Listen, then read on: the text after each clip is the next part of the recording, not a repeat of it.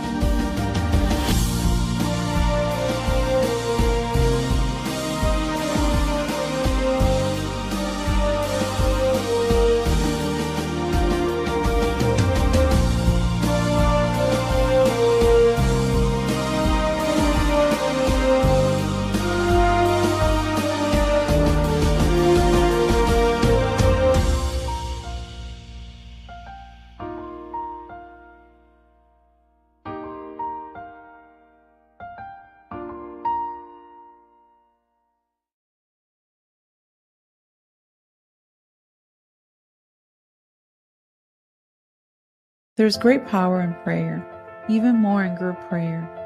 This is the foundation of the Unity movement and our church. Our prayer ministry has close to over 100 active participants supporting our community and the world. There's great synergy in us coming together consistently. Beyond our own personal experience with prayer, there's so much evidence to its impact on the collective consciousness. The Maharishi effect shows that if 1% of the population meditates, it produces measurable improvements in the quality of life for the whole population. The world is going through a lot of change. We must go to the unchanging realm of the divine and help co-create the best outcome for the most impactful event taking place. Let's join together to support this cause. Thank you for joining us. Your presence, your consciousness is summoned for humanity at this time.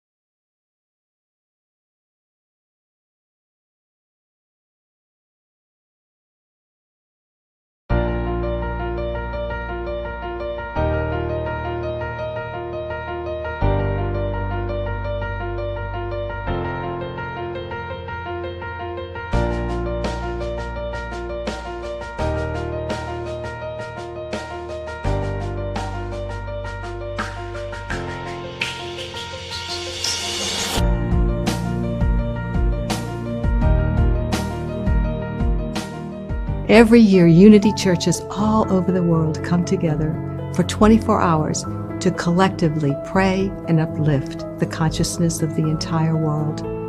Join the Unity of the Triangle's beautiful opening ceremony, followed by a 24-hour prayer vigil being held both in our sanctuary and virtually. For further details and to submit the first names of those you wish to hold in prayer, go to the World Day of Prayer website blog and click on the link. No matter what is happening in the world or in our lives on a spiritual level, we know all is well with our soul. The world needs our light and our prayers, so please join us.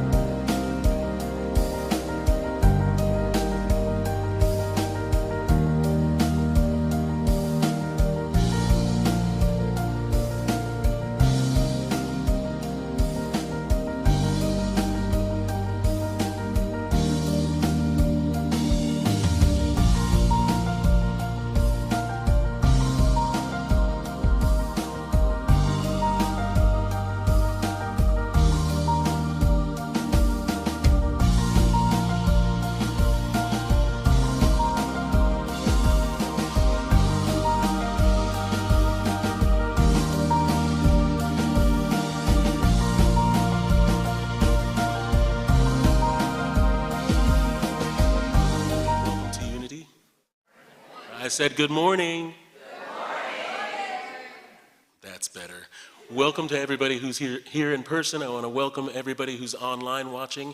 I want to welcome our students here for Sanctuary Sunday this beautiful morning. And let's get right on into it with a little help from my friends.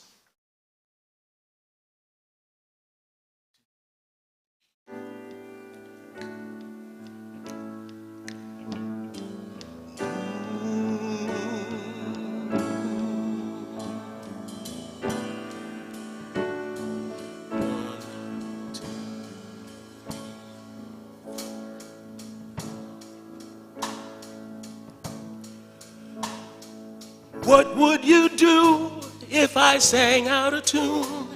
Would you stand up and walk out on me? Lend me your ears and I'll sing you a song. I will try not to sing out of key. Woo! I get by with a little help from my friends. Yeah, I'm gonna try with a little help from my friends. Woo! We'll get high with a little help from my friends. Ooh, ooh, ooh, ooh. What would I do when my love is away? Does it worry me to be all alone? No, no, no, no. How do I feel at the end of the day? And are you 'cause you're on your own? Woo, I get by with a little help from my friends. Yeah, I'm gonna try with a little help from my friends. Woo, get high with a little help from my friends. Ooh, ooh, ooh, ooh, ooh. Do you need anybody? Yes, I need somebody to love. Could it be anybody? All I need is someone. Oh, just not where I'm going. Someone who knows what I'm showing. Baby, I get by with a little help from my friends. Woo, we're gonna try with a little help from my friends. Yes, get high with a little help from my friends. Ooh, ooh, ooh. Would you believe in love at first sight? I'm certain it happens all the time. What do you see when you turn out the light? I can't tell you, but I'm sure it feels like my life. Woo! I get by with a little help from my friends. Yeah, gonna try with a little help from my friends. Yes, we'll get by with a little help from my friends. Woo! Gonna try with a little help from my friends. Woo! Yeah, we'll get by with a little help. We're gonna try with a little help. We'll get high with a little help from my friends. Get by with a little help from my friends.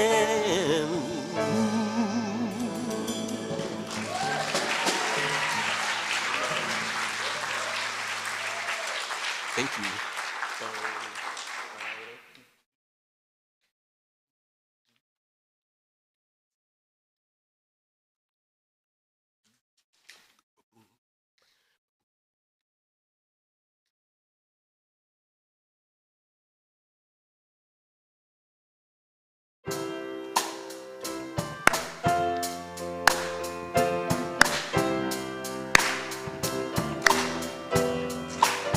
Here we go.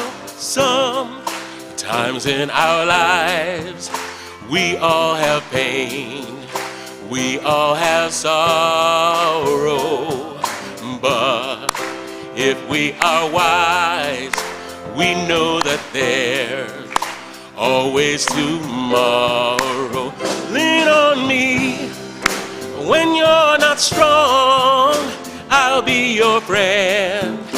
I'll help you carry on, for it won't be long till I'm gonna need somebody to lean on.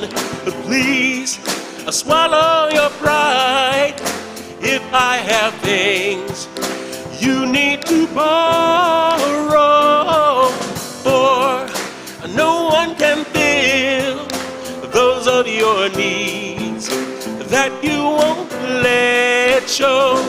You just call on me, brother, when you need a friend. We all need somebody to lean on. I just might have a problem that you'll understand. We all need somebody to lean on. Lean on me when you're not strong. I'll be your friend. I'll help you carry on, for it won't be long till I'm gonna need somebody to lean on. You just call on me, sister, when you need a hand. We all need somebody to lean on. I just might have a problem that you'll understand. We all need somebody to lean on. If there is a load you have to bear that you can't carry, I'm right up the road. I'll share your load. If you just call me, if you need, just call me. Anytime would you call me? Please, please call me. Won't you just call me? Oh, call me. Won't you call me?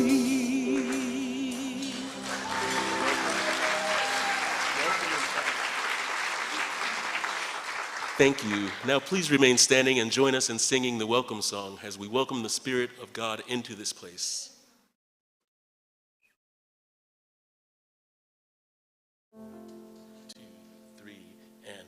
Welcome into this place.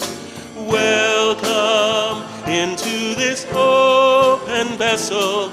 You desire to abide in the praises of your people. So we lift our hands and we lift our hearts as we offer up this praise unto your name. Welcome into this place. Welcome into vessel. You desire to abide in the praises of your people. So we lift our hands and we lift our hearts as we offer up this praise unto your name.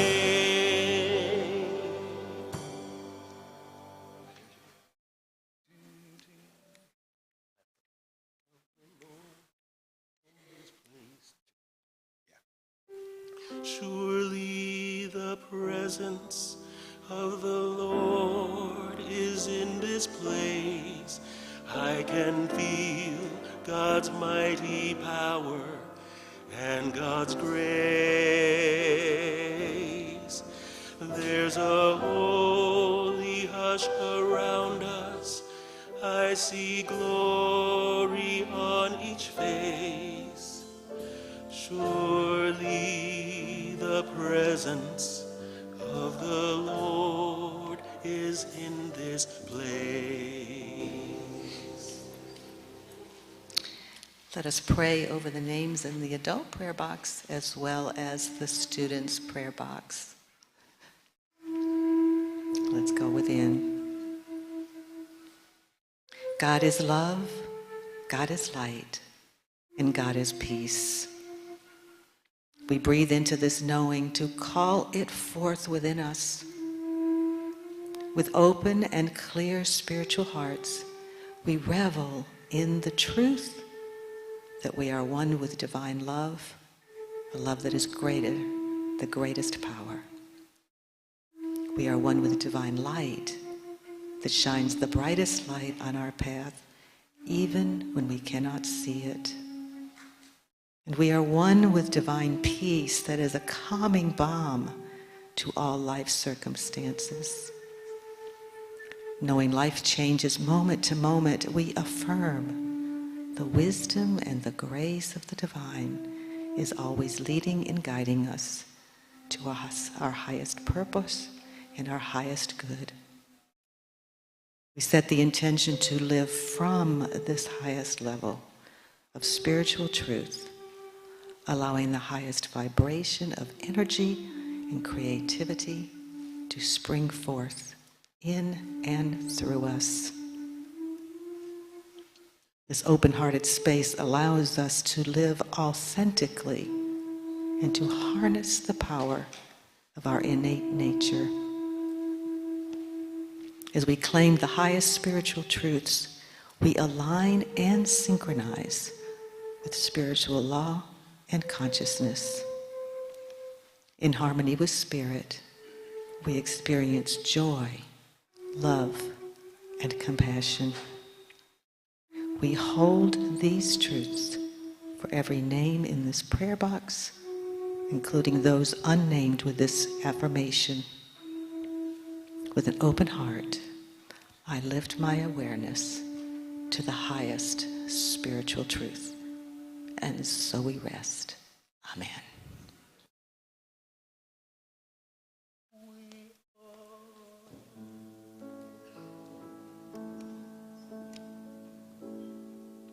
We are only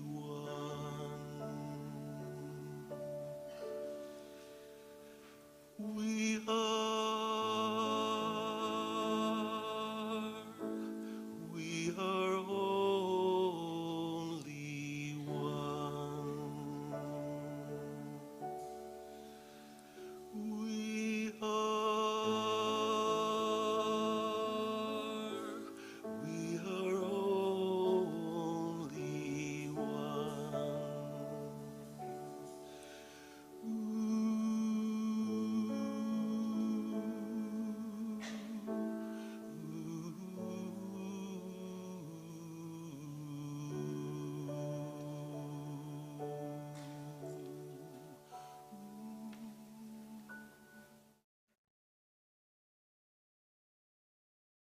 As we move into meditation,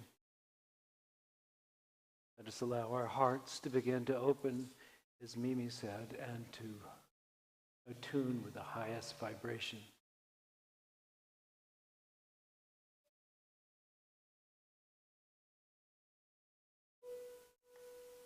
begin that process, let us acknowledge our bodies, feeling the sensations of being alive in a body,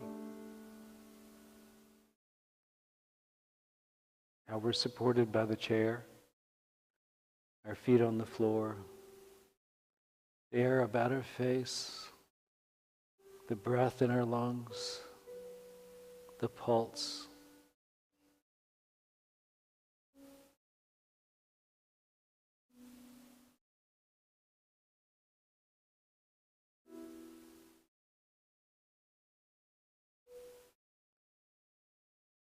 Breathing in, we feel the sensation of life again, stronger in the breath, radiant to the body.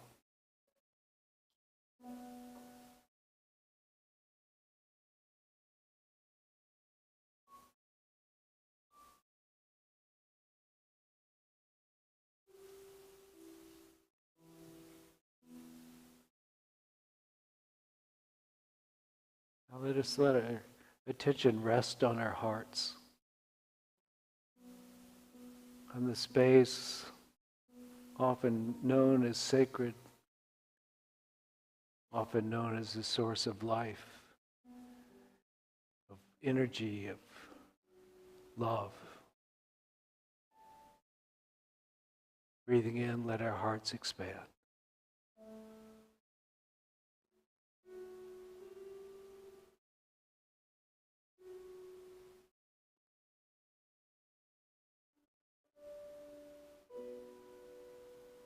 Breathing in again, let our hearts radiate now with the outgoing breath, love and compassion,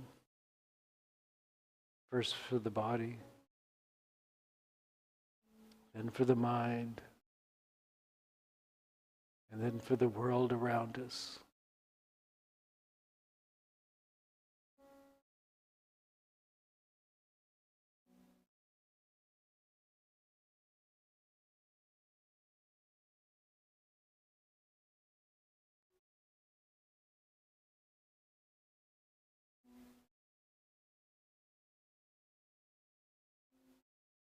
Now, as we prepare to move into the sacred silence,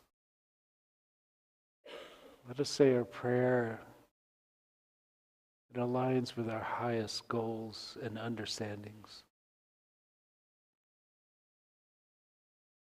A prayer for ourselves, or for someone else, or for all things, but a prayer that is meaningful, heartfelt,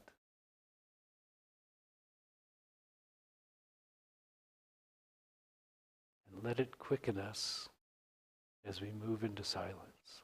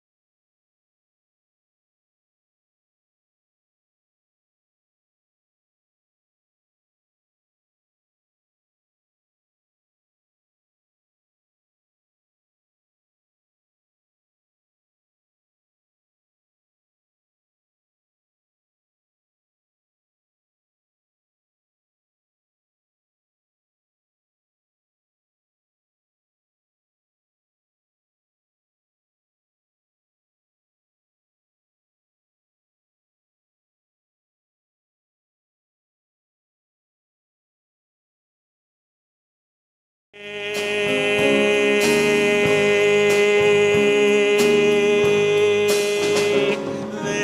day.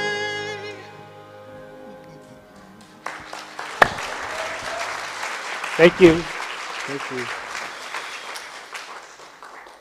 It's great to see you all. Most of you know I've been gone a long time.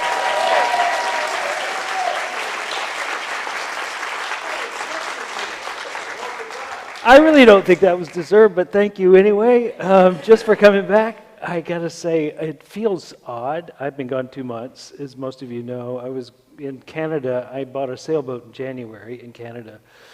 I had seen it briefly in September, and then drove from here, when I left here, 17 hours across the Mackinac Bridge, across the Sault Ste. Marie Bridge, and an hour and a half east to the north side of Lake Huron to this place called Blind River, where the boat was stored. And the boat was on land now, unlike when I saw it in the water, and boats get bigger on land. And I drove up 6 o'clock at night to the back of this boat, which is 42 feet long, which is pretty good dimension anyway, but it's 29 feet wide.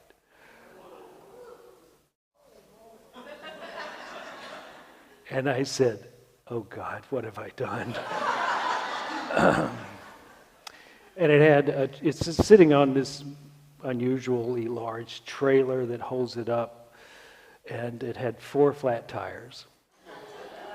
And the mast is off of it. And I had this sinking sensation. The next morning I went to breakfast, and I drive up to the restaurant and park. And right in front of me is a large raven, I would say about this big from head to tail, standing on the carcass of a pigeon, eating its guts out. Well, you know, interpretation's everything, right? Turns out that I have always thought for years that one of my totems is a raven. And so here was this powerful being dismantling a lesser. And I thought, it's about time for you to step up, buddy, and be that raven. And fortunately, I also remembered to pray, God help me. And so a lot of good things happened really quickly, and we got the boat in the water, and many little events happened during the time I was there. We would be out on the water, and because the boat hadn't really been used that much in a few years, a piece of it fell off. Well, every part of this boat slopes away from the mast, and it fell off, and it rolled and stopped. That couldn't be. Well, it did, and then the screw that holds it on was still there. As another day we were out, and something broke off, and we were fixing it, and the one bolt, it's not really a bolt, but it's sort of like a bolt. The one bolt that was key to keeping the rudder on, I handed it to someone to put back in, and he dropped it in the water. We're, I don't know, 20 miles from where we need to be. So we would be 20 miles without a rudder, which is pretty close to like being up the creek without a paddle, right? And we look down, and there's a little piece of wood that it's resting on, 6 inches, a foot underwater. And he reaches down there and picks it up, and we put it back on, and off we go.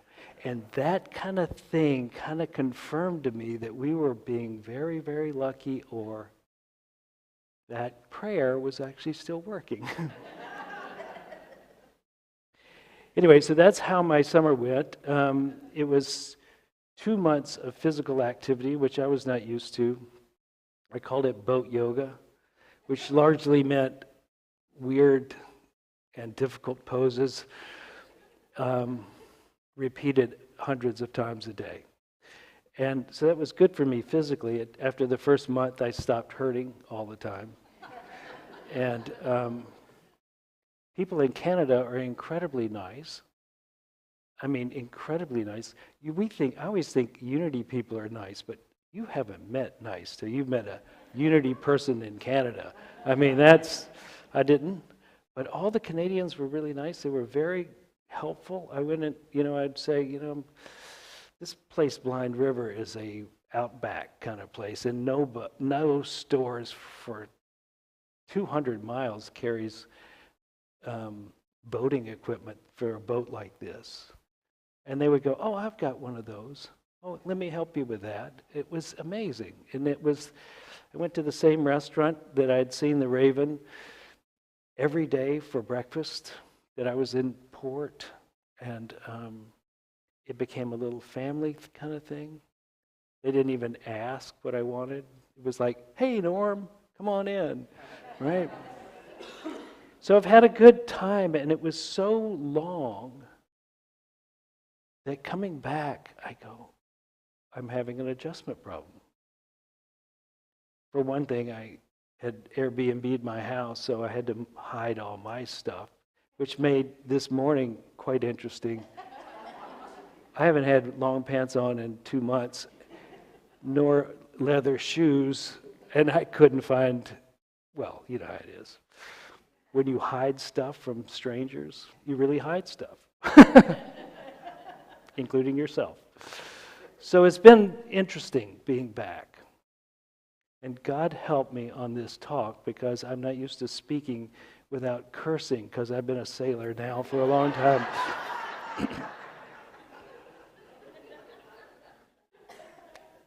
But before I get started on that, let me just thank all the people who help hold this place together.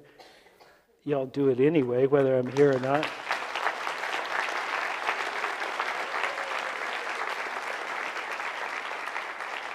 And I think the staff, Anna left a few months before I left, and then they've had to step up without 2 key individuals and have done a great job. And so I'm really grateful to you and to all the staff and to all the board people and all the volunteers and all you. Thank you so much for pulling this together. And to the people who spoke and the people who helped them speak, thank you. And thanks for being here on Sunday. I never knew what I would come home to. So thank you very much. Today we were going to talk about collective consciousness. There's a long history of understanding this idea of collective consciousness, but the phrase actually came into Western society about 1893 when someone coined it, and then it was picked up by psychologists and sociologists, and largely what they meant by that was a sense of social norms that were found throughout much of human society, whether they knew each other or not. It just seemed like the normative for a human being were certain things, and they called that the collective consciousness. But then Carl Jung comes along, and he applies it to, in a more deep way, to this idea that there's certain archetypes, certain well-worn patterns of understanding and perceiving the world and ways of being that human beings have that are cross-cultural. And even though these cultures have never met each other, at least that we know of, there would be the same symbols, there would be some of the same dream material, etc. So that there was underneath what is consciously known, this more or less transcending consciousness that unites all of humanity. And that became one of the signature things that Carl Jung did that separated him from Sigmund Freud, which was much more individualistic form of psychology. And so when Carl Jung started that has also spawned an awakening of this idea that there is something that unites all of humanity at a level that is not at the individual level, but in a collective way, and touches each of us, and though we may not be consciously aware how it affects us, it does. That it influences our dreams, it also influences our behavior, And the patterns that he described as archetypes have now become quite accepted in common parlance. And many of us talk about different archetypes that we have, but I think there's even deeper level of understanding. So in the East, this is not such a foreign concept, is not such a recent concept. The idea of collective consciousness is inside the many of the concepts that we have. There is an understanding that there is a divine consciousness. This divine consciousness is the consciousness that we share. And the people who brought that out explicitly in the West were the New Thought people, of which Charles Fillmore was a great advocate, one of the co-founders of Unity. He basically said there is only one mind, and only one mind, but many of us, many individual expressions of it, but we're all connected via the mind. Now, just to be clear, the mind is not the brain for this. And most of the time when I listen to a TED Talk, they think the mind is the brain, but just to be clear, in spiritual circles, that's not the case. That the mind transcends the physical body. And the mind is something that is everywhere present, of which we are also tapping into on a constant basis. Evidence for this is, among other things, synchronicities, but also the idea that inventions will happen in, say, Paris and Los Angeles at the same time, by people who are not collaborating or even talking with each other or reading the same material. They'll have the same invention. This awakening to something, an idea, a new idea, can happen when we are not physically connected. And that means that what you do with your mind could quite likely influence your neighbor. And you know this to be true just by experience, even if it's not at the level of the transcendent. When you are in a bad mood, it affects everybody around you. Right, Mama? When Mama ain't happy, nobody's happy, right? That is what the influence of your vibration has on the collective. And I think if we are truly responsible, we would be more careful with our vibration, because we are essentially either blessing or dumping on our neighbor. That our mood is not just for us. Our mood is for everybody. So as we vibrate and as we collectively vibrate, we influence everybody else.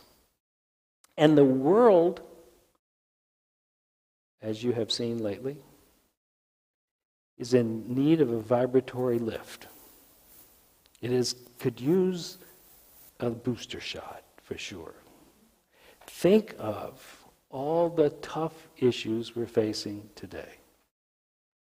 The environment, the political system, COVID, the fears we have of gun violence.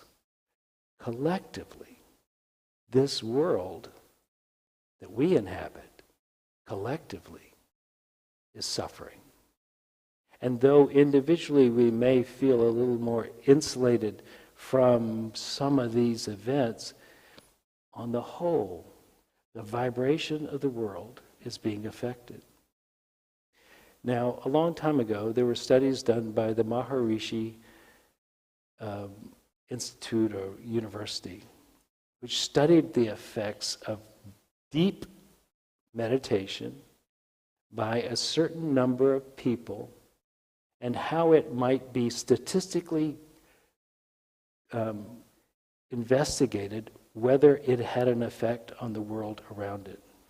And what they found was that when 1% of the population meditates at depth, there is a beneficial effect across the whole of society.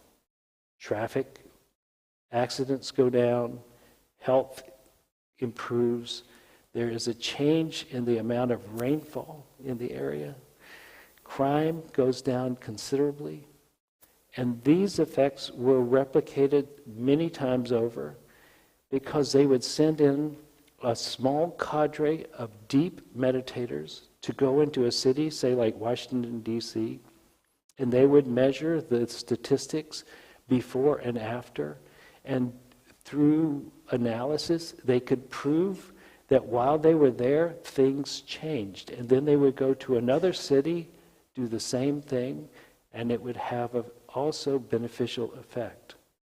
Meaning that when there is a core of good or spiritual or depth in a place, the ripple effect comes out in all sorts of ways, not simply in people feeling more peaceful, but acting more peaceful. The economy is better, the weather is better, the whole Megillah is better. Just because some people were in the area doing their spiritual work. Amazing. And one of the things they found was you don't need even 1% of the population to do that. You need the square root of 1% of the population to do it really, really well. Think about that. So, I should have done my math before I got here, but the square root of 1% is pretty small even in a city of 1 million. It is, what, 100? I'm not sure. It's pretty small. If we had 100 people, so to speak, in a room together, meditating at depth, or somehow reaching the level of realization of the divine in this particular place, let's say in a room this size. I'm on a date not too far away. Say, what day is that? September 7th. Oh, look, within reach. Before we even forget, if we had that hap going on, we could do a profound effect on their neighbors. And then instead of being a shooting, we could be a piecing. Instead of harming, we could help. Because you know what one person with an AR-15 did to the psyche of the United States. Think what 100 people moving at depth could do for the society as well. We are not powerless, even though we're part of the collective. We have agency. And if we choose to go into the core of who we are and to touch the divine connection between the sacred and the mundane, and we hold to that long enough, then that vibration works its way out to the rest of society. Now with TM, who did this study, they were studying how transcendental meditation has that effect. I talked to the guy who did the study, and he thought if you do tapping, I don't know, it's a form of bringing yourself into alignment as well. If you did that tapping, it would be even more effective.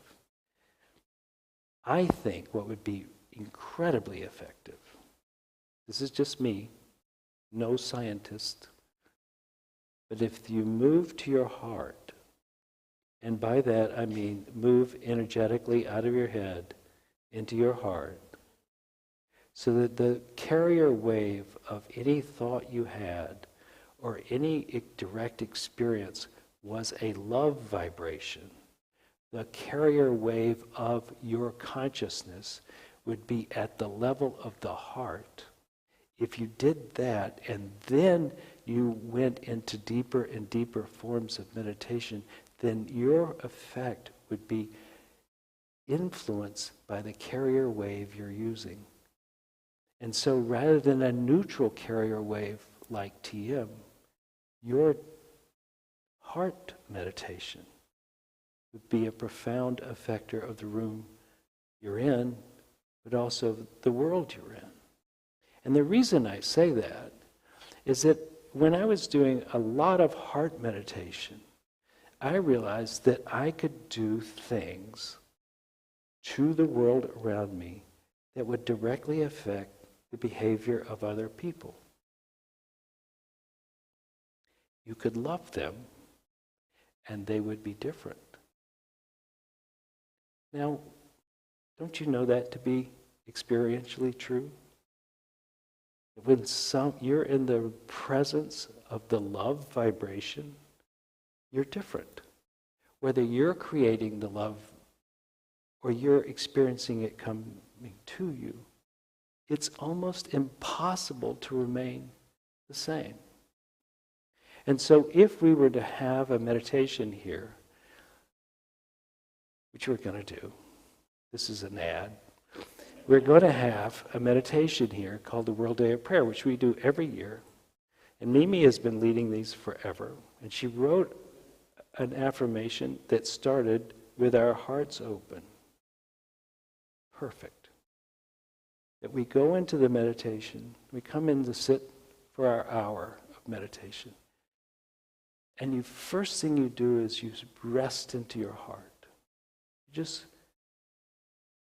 play with that until you can find a way in there. The breath is a good way to do it. Placing your hand on your heart is another good way of doing it. Thinking of something beautiful or someone you love. But bringing yourself into the heart before you start your meditation. So that the wavelength that you're doing your meditation on is the heart and not the head. Because as heart math has proven, the wavelength of the heart is tremendously strong, and the brain waves are pathetically weak. The heart can be felt from a distance, and the brain waves, you need to put the electrodes right on it. So we move to the heart, and we meditate, and we say somewhere in that meditation a blessing for the world. And we have done our part to influence the world around us. And should we do this with such oomph, can you imagine that nothing will be changed? I doubt it. We'll be changed. But I think the world will also be changed. That what we do on a daily basis, we'll continue to do that. But let's practice a real supercharge, a booster for the energy of this church, for sure, but also for the world. Let us be a place that has contributed to the good and not just simply ridden on the current that now exists. So let's practice.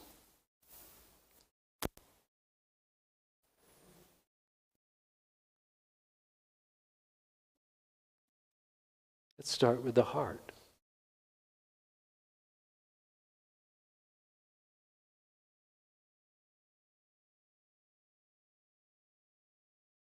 Feel how the heart is so ready to respond to our attention.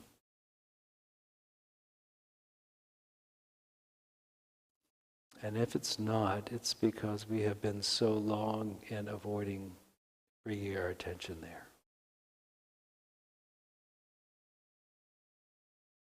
And it does not mean you will only feel love, but you may feel pain or grief or loneliness. But if we send our attention into the heart long enough, the heart will melt.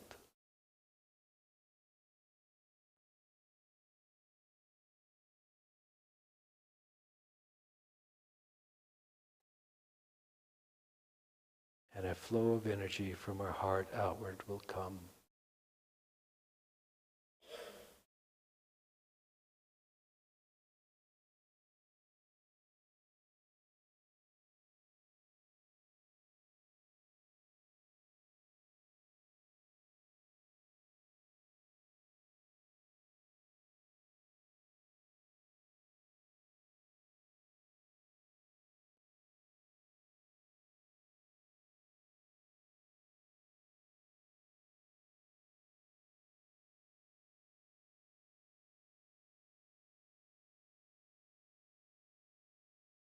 And now as we ride this wave of our own heart's energy,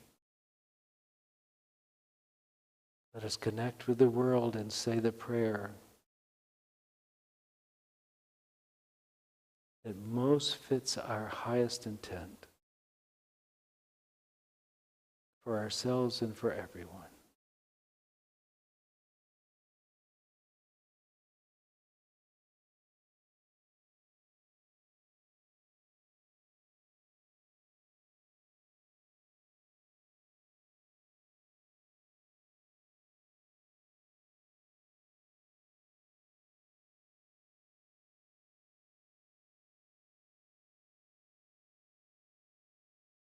Now let us take a moment just to breathe into the heart and be at peace.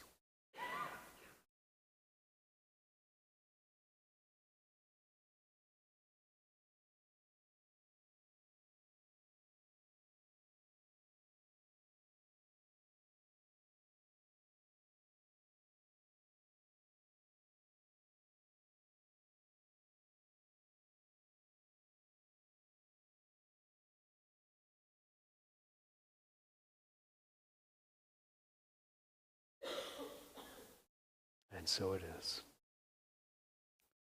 Amen.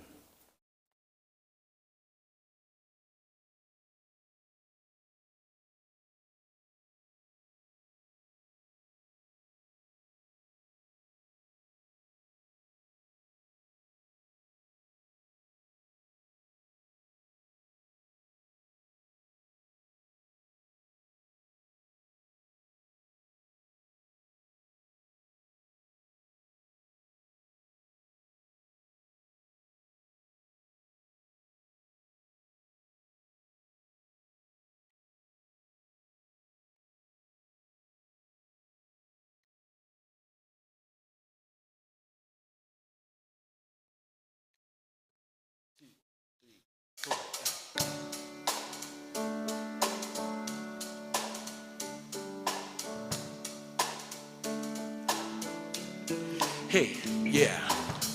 I'm gonna tell you about my spirituality. Just sense that you can listen about the miracle that happened to me. I saw God in my sleep. She was a strong black woman. Brown locks dropped down to her feet. She said, it's not about the Christians or the Muslims or the Jews, or it ain't about anybody except you. You dig? From the East, Jianghui, Confucius is my people. In Hinduism, Siddhartha, I like to speak to. In every culture, swear the devil's like a vulture. Instead of speaking to me, he's got your worship in a sculpture, a scripture that helps you get the picture of my plans. But most of them were written by a man. Maybe now you understand the many contradictions. My children, to use religion to create division is a tripping. Give unconditional love without conditions. But first you need to listen. You gotta feel it in your soul. You gotta feel it in your soul. Ooh, you gotta feel it in your soul. Ooh, you gotta feel it in your soul.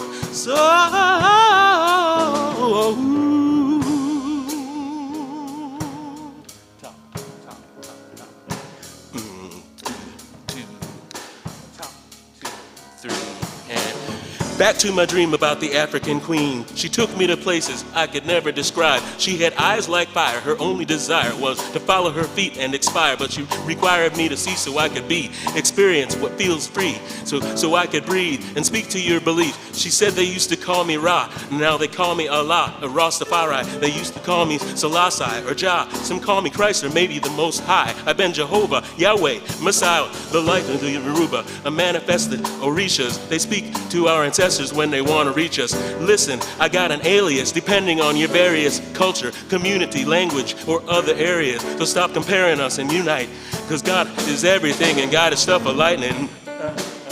You gotta feel it in your soul. You gotta feel it in your soul. You gotta feel it in your soul. You gotta feel it in your soul.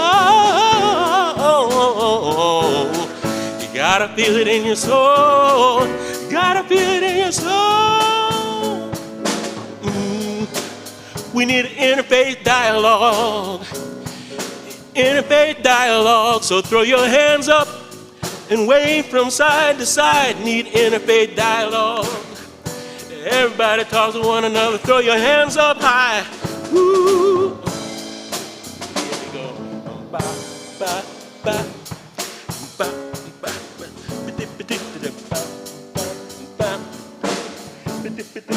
Bing. Now we done started on a whole new groove. It's how we do it on the impromptu.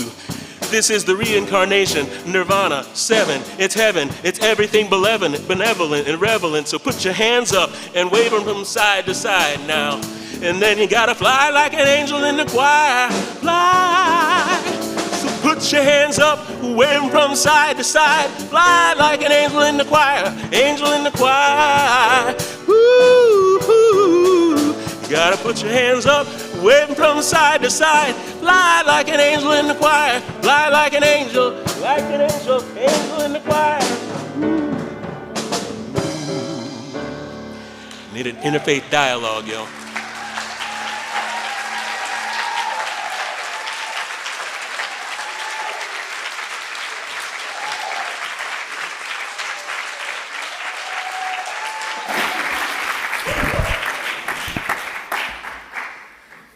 I don't know how to top that, Tim, so I guess I'm just gonna have to wing it.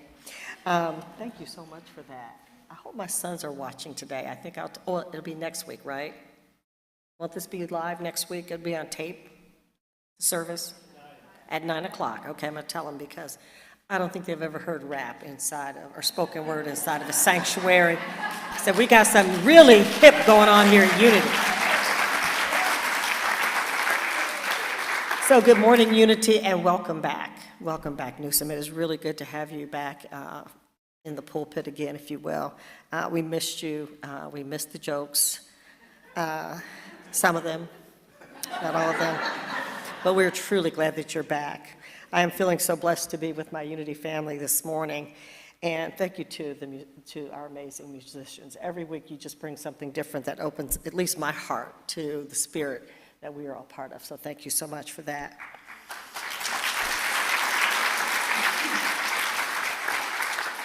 So I have some good news and some bad news. I raised 2 sons, so I always ask for the bad news first, because that would tell me, did I need to make a hospital run, a grocery store run for cookies that had to be made the next day and delivered to class, or the worst of all, going to visit the principal or one of their teachers. So once we got that out of the way, everything else was a little bit more bearable once I kind of got over the shock. So here's the bad news. We're still a little short on meeting our goal for our solar campaign. We're about $60,000 short, to be exact. So that's the bad news. So the good news is that, as Neusom said, we do have some control over these things in our lives. We have raised $12,000 since June, since I was last here. So thank you to everyone who has contributed to that. We really appreciate that. And if we pick up the pace just a bit, I know that we can reach our goal before the autumnal equinox. We need to raise an additional $70,000 to meet our goal before September 22nd, 2022. So to get the energy going, we're going to gear up for our raffle. And we talked about this at the beginning of the summer, but we're really going to crank it up for the next couple of weeks. I want to remind you all that we're going to have everyone eligible for a raffle. For those of you who donated up to $1,000, you'll be entered into a drawing, for one of 25, or for one of 30 solar-powered phone chargers. Now, I don't know what's wrong with phones these days. Mine don't hold a charge like they used to. I think it might be planned obsolescence, but I don't know how many times I've been stuck. I don't have my charger on it. If I had a cellular phone charger, I could just stick it out there, plug it in, and go on about my business. So I'll be in the line for that one too. But everybody who's donated up to $1,000 will be entered into that drawing.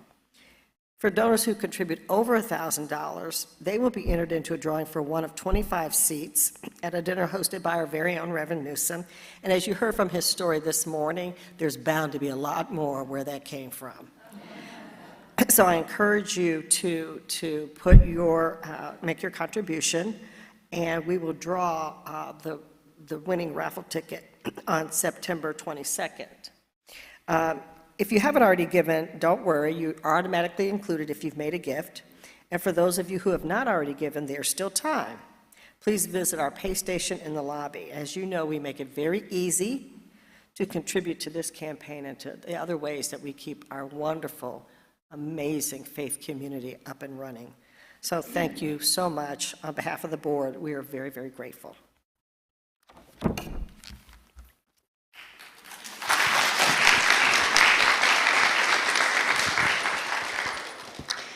As we've been talking about for several weeks, World Day of Prayer is this week. It's here, this Wednesday, September 7th through 8th. So please, please come out for this very special event, as Neusom even talked about in his talk today. We have several slots that are available yet to be filled. In order for all of the hours to be filled, we're asking that you come and share your light and meditate for 1 hour, either in the sanctuary or online. We particularly need people for the night time from 12 midnight to 5 in the morning in the sanctuary. We have several slots that only have one person or that are vacant. So please either go online to sign up. Today is the last day, or you can sign up in the lobby at the welcome desk. If you would like for your friends and family to be held in prayer, be sure to fill out a prayer slip that's also at the welcome desk or online. And in order to prepare for our meditation, we have a wonderful opening ceremony that is taking place at 7 o'clock before the vigil actually starts at 8. This is a very moving ceremony. It's reflective. We end with candlelight and silence as we go into 24 hours of silence, like all of the Unity churches all over the world do. We will have instructions in the back for you to help you with the vigil, as well as a little flyer. And the Spanish service will also be holding an opening ceremony up in the multipurpose room at 8 o'clock. So if you are part of the Spanish ministry, you will now be able to have your own opening ceremony in addition to what we will be holding here. Starting on October 1st, the first week in October, we will be starting our fall book study. Once again, we will be studying one of Michael Singer's newest books called Living Untethered. We will start that sign up next week. So if you're already in a book study or a small group, then you're already going to be doing that. But if you would like to join one, we will start the sign-ups next week. So now, every week over this summer, we have been highlighting one of the volunteer groups. So BJ, would you come forward too? And this week we'd like to highlight the youth program. We have dedicated teachers, in addition to BJ, who's given tirelessly of their time and their love and their compassion to build a youth program, to restructure it, re-energize it, rebuild it. And so we owe a great thanks for both BJ and all of the teachers and the youth who are a part of this program.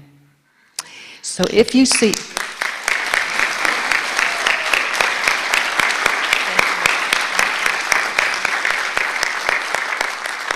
So if you see one of the teachers or BJ in the lobby, be sure to give them a special thank you for their dedication and their commitment. So thank you, thank you, thank you. So now BJ is going to give a blessing for the children. Youth. Thank you, Mimi. Yes, and one more time for our teachers who love our students and for our students showing up today. One more time, just a big round of applause. All over the place. Thank you so much. So with open hearts, let's go ahead and stand today. We're going to be blessing our youth program, our parents. And I want you to just take just a second to think about a youth that maybe is out there, daughter, son, granddaughter, grandson, that you want to bless today.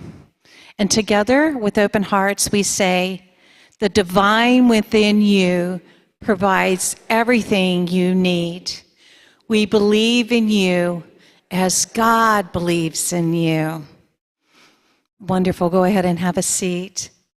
I do want to make an announcement for next Sunday. I'm so excited about it. It will be our Nacho Ordinary Sunday School celebration, where our parents are invited and our students are invited, and the teachers will be there, and we will be talking about what we'll be learning this next year, playing games together, and of course, having nachos, Mimi. So make sure you come, parents, make sure students that you come. It's going to be a great time. Thank you, BJ. And now if the greeters will come forward as we begin to bless our gifts. Your monetary support provides all of the wonderful programs that we offer here, from this live streaming every Sunday to our online presence, to all of the programs that we offer. And it's done because of you. We are self-sustaining, meaning that there's no other organization that gives to us. We do it ourselves. And so we'd like to keep this organization, this spiritual community that we all love so much, a place where we all can thrive. We would like to continue to contribute to it. So for this last quarter of the year, maybe give a little bit extra so that we can build the coffers and sustain where we are today. So now let's bless our gifts together. Divine love, as me, blesses and multiplies all that I am, all that I have, all that I give, and all that I receive. Thank you.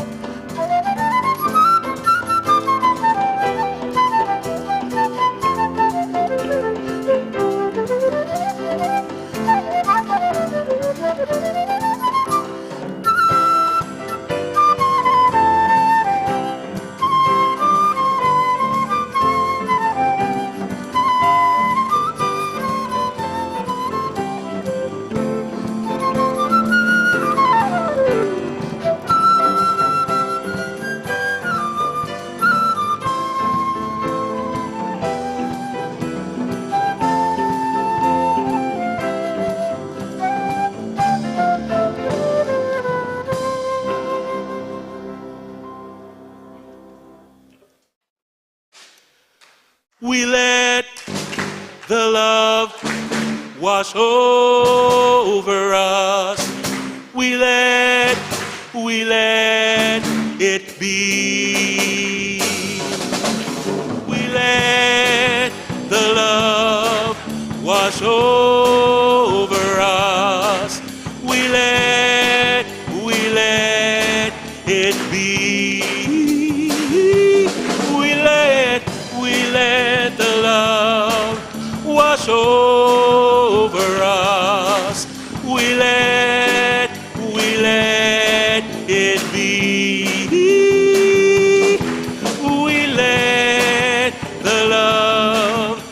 wash over us. We let it be.